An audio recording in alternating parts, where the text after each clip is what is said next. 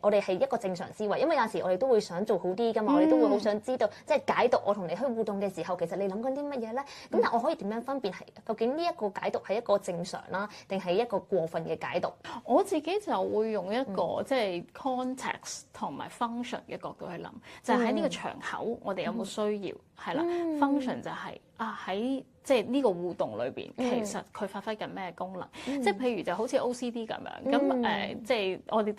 成日聽嘅就係不斷檢查啲門鎖啊，或者不斷重複又重複去 check 一樣你已經 check 咗好多次嘅嘢。咁但係如果喺個功能上邊，假設你係一個飛機師或者係一個醫生，咁嗰啲嘢真係人命有關，你 check 好多次，嗰樣嘢係發揮緊呢個謹慎係發揮緊某一定程度嘅功能㗎嘛，咁係需要嘅，咁係即係我哋直頭 appreciate 添，係啦咁正如 thinking 一樣，就係可能假設你係喺一個好高危嘅環境，即係呢一講得好極端，可能打緊仗或者係 office 好多 politics 嘅，你真係要好謹慎、好小心，係啦，好識得睇人哋明頭眼額嘅。咁嗰個其實發揮緊一定嘅功能㗎嘛，係咪啊？咁而亦都係你自主嘅，你係知道我返工嘅時候就要好